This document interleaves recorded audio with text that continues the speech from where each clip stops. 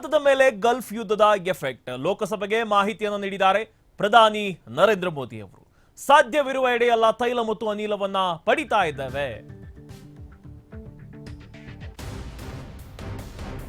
ಭಾರತದ ಮೇಲೆ ಏನು ಗಲ್ಫ್ ಯುದ್ಧದ ಎಫೆಕ್ಟ್ ಆಗಿದೆ ಅದರ ಬಗ್ಗೆ ಲೋಕಸಭೆಯಲ್ಲಿ ಮಾಹಿತಿಯನ್ನು ನೀಡಿದ್ದಾರೆ ಪ್ರಧಾನಿ ನರೇಂದ್ರ ಮೋದಿ ಅವರು.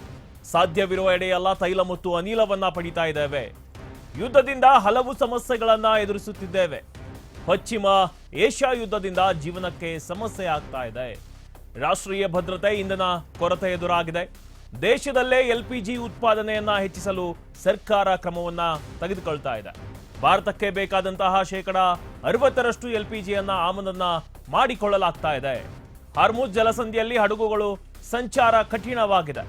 ಕಚ್ಚಾ ತೈಲ ಮತ್ತು ರಸಗೊಬ್ಬರ ಪೂರೈಕೆ ಮೇಲೂ ಕೂಡ ಪರಿಣಾಮ ಬಿದ್ದಿರೋದು. ಇವತ್ತು 41 ದೇಶಗಳಿಂದ ಭಾರತವು ಇಂಧನವನ್ನ ಆಮದು ಮಾಡಿಕೊಳ್ತಾ ಇದೆ. ಸರ್ಕಾರ ಇಂಧನಕ್ಕಾಗಿ ಕೆಲ ದೇಶಗಳ ಮೇಲೆ ಅವಲಂಬಿತವಾಗಿಲ್ಲ. ನಿನ್ನೆ ಸಂಪುಟ ಭದ್ರತಾ ಸಮಿತಿ ಸಭೆಯನ್ನು ನಡೆಸಿದ್ರು ಮೋದಿ ಅವರು. ಇಂಧನ ಸಮಸ್ಯೆ ಬಗ್ಗೆ ಚರ್ಚೆಯನ್ನ ನಡೆಸಿದ್ರು ಪ್ರಧಾನಿ ನರೇಂದ್ರ ಮೋದಿ ಅವರು. ಮಧ್ಯಪ್ರಾಚ್ಯ ಏನು ಉಂಟಾಗ್ತಾ ಇದೆ, ಈ ಒಂದು ಗಲ್ಫ್ ಯುದ್ಧದ ಎಫೆಕ್ಟ್ ಭಾರತದ ಮೇಲೆ ಯಾವ ರೀತಿ ಪರಿಣಾಮವನ್ನು ಬೀರಿದೆ ಅಂತ ನರೇಂದ್ರ ಮೋದಿ ಅವರು ಇವತ್ತು ಲೋಕಸಭೆಯಲ್ಲಿ ಮಾಹಿತಿಯನ್ನು ನೀಡಿದ್ದಾರೆ. ಯುದ್ಧ ನಡೆಯುತ್ತಿರುವಂತಹ ಪ್ರದೇಶದಲ್ಲಿ ಭಾರತ ಜಾಗತಿಕ ವ್ಯಾಪಾರದ ಪ್ರಮುಖ ಮಾರ್ಗ ಇದೆ. ಭಾರತಕ್ಕೆ ಬೇಕಾದಂತಹ ತೈಲ ಮತ್ತು ಅನಿಲ ಪೂರೈಕೆಯ ಮೂಲವು ಇಲ್ಲಿದೆ ಅಂತ ನರೇಂದ್ರ ಮೋದಿ ಅವರು ತಿಳಿಸಿದ್ದಾರೆ. ಭಾರತಕ್ಕೆ ಬೇಕಾದ 60% ಎಲ್ಪಿಜಿಯನ್ನ ಆಮದು ಮಾಡಿಕೊಳ್ಳಲಾಗ್ತಿದೆ ಅಂತ ಹೇಳಿದ್ದಾರೆ. ಹಾರ್ಮುಜ್ ಜಲಸಂಧಿಯಲ್ಲಿ ಹಡಗುಗಳ ಸಂಚಾರ ಕಠಿಣವಾಗಿದೆ. ಕಚ್ಚಾ ತೈಲ ಮತ್ತು ರಸಗೊಬ್ಬರ ಪೂರೈಕೆ ಮೇಲೆ ಪರಿಣಾಮ ಆಗ್ತಾ ಇದೆ. ಸರ್ಕಾರವು ಪರಿಸ್ಥಿತಿಯನ್ನ ಅವಲೋಕವನ್ನ ಮಾಡ್ತಾ ಇದ್ದು ಹೆಚ್ಚಿನ ವ್ಯತ್ಯಯ ಆಗದಂತೆ ಎಚ್ಚರವನ್ನ ವಹಿಸುತ್ತೆ. ಜನರು ಅನುಭವಿಸುತ್ತಿರುವ ಕಷ್ಟವನ್ನ ಕಡಿಮೆ ಮಾಡುವುದು ಸರ್ಕಾರದ ಆದ್ಯತೆಯಾಗಿದೆ ಎಂದು ಮೋದಿ ವಿವರಿಸಿದ್ದಾರೆ. ಸರ್ಕಾರ ಇಂಧನಕ್ಕಾಗಿ ಕೆಲ ದೇಶಗಳ ಮೇಲೆ ಮಾತ್ರ ಅವಲಂಬಿತವಾಗಿಲ್ಲ. ಇವತ್ತು 41 ದೇಶಗಳಿಂದ ಭಾರತವು ಇಂಧನವನ್ನ ಆಮದು ಮಾಡಿಕೊಳ್ತಿದೆ ಎಂದು ಪ್ರಧಾನಿಗಳು ಹೇಳಿದ್ದಾರೆ. ಯುದ್ಧದಿಂದಾಗಿ ಭಾರತ ಮಾತ್ರ ಅಲ್ಲ, ಜಾಗತಿಕವಾಗಿಯೂ ತೈಲ ಮತ್ತು ಅನಿಲ ಬಿಕ್ಕಟ್ಟೇನಿದೆ, ಈ ಪರಿಸ್ಥಿತಿ ಉದ್ಭವವಾಗಿದೆ. ಇದು ಎಲ್ಲಾ ದೇಶಗಳಿಗೂ ಸವಾಲಿನ ಸ್ಥಿತಿಯನ್ನ ತಂದಿದೆ. ಇರಾನ್ ಯುದ್ಧ ಸದ್ಯಕ್ಕೆ ಮುಗಿಯುವಂತಹ ಲಕ್ಷಣಗಳು ಕಾಣ್ತಾ ಇಲ್ಲ. ಈ ಹೊತ್ತಿನಲ್ಲಿ ಪ್ರಧಾನಿ ನರೇಂದ್ರ ಮೋದಿ ಅವರು ಭಾರತೀಯರನ್ನ ಉದ್ದೇಶಿಸಿ ಮಾತನಾಡಿದ್ದಾರೆ. ಬಿಕ್ಕಟ್ಟು ಉದ್ಭವಗೊಂಡ ಬಳಿಕ ಮೊದಲ ಬಾರಿಗೆ ಪ್ರಧಾನಿಗಳು ಸಂಸತ್ನಲ್ಲಿ ಆ ಬಗ್ಗೆ ಮಾತನಾಡಿದ್ದಾರೆ. ದೇಶದ ಜನರನ್ನ ಉದ್ದೇಶಿಸಿ ಮೋದಿ ಅವರು ಈ ಮೊದಲು ಮಾತನಾಡದೆ ಹೋದರೂ ಕೂಡ ತೈಲ ಮತ್ತು ಅನಿಲ ಪೂರೈಕೆಯನ್ನ ಖಚಿತಪಡಿಸಿಕೊಳ್ಳಲು ನಿರಂತರ ಪ್ರಯತ್ನಗಳನ್ನ ಮಾಡ್ತಿದ್ದಾರೆ. ತೈಲ ಮತ್ತು ಗ್ಯಾಸ್ ಪೂರೈಕೆಗೆ ಇರಾನ್ ಜೊತೆಗೂ ಮಾತನಾಡ್ತಿದ್ದಾರೆ. ಇತರ ಪರ್ಯಾಯ ಮಾರುಕಟ್ಟೆಗಳನ್ನು ಕೂಡ ಮುಟ್ತಾ ಇದ್ದಾರೆ. ಈ ಬಿಕ್ಕಟ್ಟಿನ ಪರಿಸ್ಥಿತಿಯನ್ನ ಎದುರಿಸಲು ಪ್ರಧಾನಿಯವರು ಸಚಿವರು ಹಾಗೂ ಕಾರ್ಯದರ್ಶಿಗಳ ಒಂದು ತಂಡವನ್ನು ರಚಿಸಲು ನಿರ್ದೇಶನವನ್ನು ನೀಡಿದ್ದಾರೆ. ಎಲ್ಪಿಜಿ ಲಭ್ಯತೆಯನ್ನ ಹೆಚ್ಚಿಸಲು ವಿವಿಧ ಮಾರ್ಗೋಪಾಯಗಳನ್ನು ಹುಡುಕಲಾಗ್ತಿದೆ ಅಂತ ಲೋಕಸಭೆಗೆ ಇಂದು ಪ್ರಧಾನಿ ಮೋದಿ ಅವರು ಮಾಹಿತಿಯನ್ನು ನೀಡಿದ್ದಾರೆ.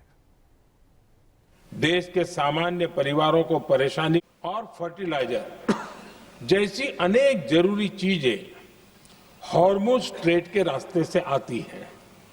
युद्ध के बाद से ही हॉर्मुज स्ट्रेट में जहाजों का आना जाना बहुत चुनौतीपूर्ण हो गया है। बावजूद इसके हमारी सरकार का ये प्रयास रहा है कि पेट्रोल, डीजल और गैस की सप्लाई बहुत ज्यादा प्रभावित न हो। देश के सामान्य परिवारों को परेशानी भी कम से कम हो, इस पर हमारा फोकस रहा है। हम सभी जानते हैं देश अपनी जरूरत की 60% एलपीजी आयात करता है। इसकी सप्लाई में अनिश्चितता के कारण सरकार ने एलपीजी के डोमेस्टिक उपयोग को प्राथमिकता दी है। साथ ही एलपीजी के देश में ही उत्पादन को भी बढ़ाया जा रहा है। पेट्रोल, डीजल की सप्लाई पूरे देश में सुचारू रूप से होती रहे, इस पर भी लगातार काम किया गया है। अध्यक्ष जी, आज की इन परिस्थितियों में एनर्जी सिक्योरिटी को लेकर बीते 1 दशक में उठाए गए कदम और भी प्रासंगिक हो गए हैं।